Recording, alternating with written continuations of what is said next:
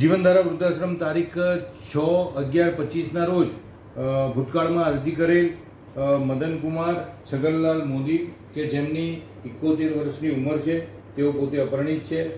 જીવનધારામાં કે જેઓ એકલા જ છે, જેઓ નિસંતાન છે, જેઓને એકલી દીકરીઓ છે, જેઓએ લગ્ન નથી કર્યા અને જેઓ એબનોર્મલ છે, જેઓને પેરાલિસિસ થઈ ગયો છે, તો આવા વડીલો અને જરૂરિયાતમંદને પ્રથમ પ્રાયોરિટીમાં એડમિશન આપવામાં આવતા હોય છે સંસ્થાના નિયમોને આધીન.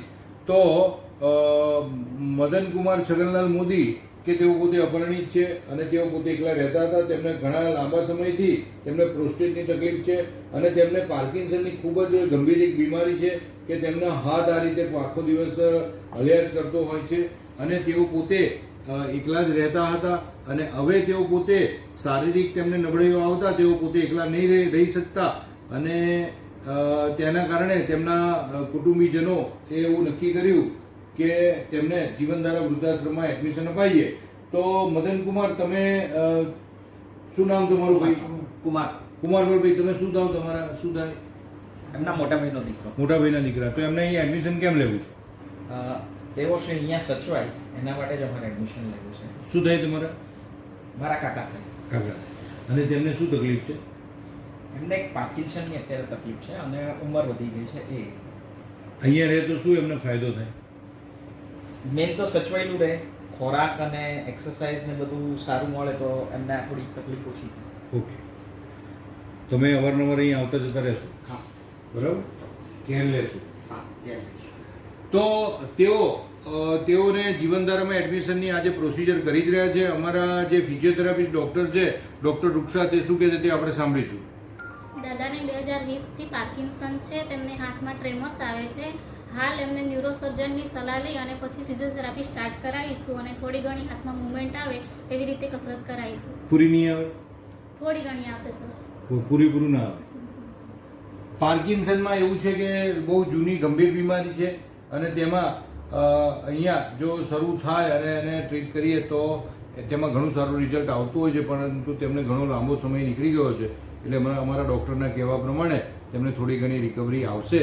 તો જીવનધારામાં આ જ રીતે જેઓ એકલા જ છે, જેઓ નિસંતાન છે, તેમને પ્રથમ પ્રાયોરિટીમાં એડમિશન આપવામાં આવે છે. અને આજે અમે મદનકુમાર છગનલાલ મોદી કે તેઓને અહીં એડમિશન આપે છે. મદનકુમાર શું કહે છે તે આપણે સાંભળીશું. તમે અહીંયા રહેવા આવશો, તમને ગમશે? અહીંયા ગમશે? તમે પોતે જ નાવા ધોવાનું જાતે કરી શકશો ને?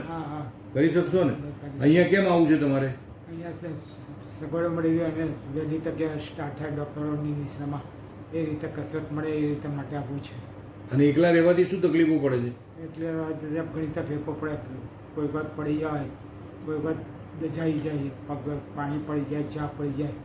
આજે મારા કપડાં બધા ચાંદનાવાળા હોય છે ઘણી વખત, કારણ કે આ ધ્રુજી જાય તો ચા થાય. હું બને એટલી કાળજી રાખું છું, નથી થતું પણ કોઈ વખત થઈ જાય. એ બધું અહીંયા થોડી વસ્તીમાં રહેવાથી ફાયદો થાય છે. ફાયદો થશે. મને સાયકોલોજી ઘરમાં વધારે કામ કરે છે. એમ અહીંયા રહેવાથી શું થશે? બધાની જોડે હળશો મળશો એટલે થોડું માઇન્ડ બી ફ્રેશ રહે ને.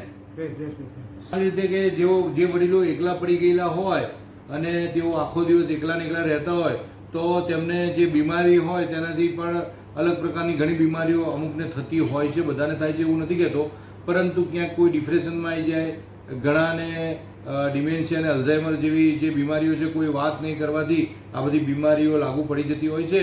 તો તેઓને અહીંયા એડમિશન આપીએ છીએ. તેઓ અહીંયા સરસ અમારા જીવનધારા વૃદ્ધાશ્રમ પરિવારમાં 293 વડીલો છે તેમની જોડે રહેશે અને ખૂબ જ સરસ રીતે જીવનધારામાં તેઓ હળીમળી જશે. તો આ જ રીતે જીવનધારા વૃદ્ધાશ્રમ પરિવારને પ્રણામ.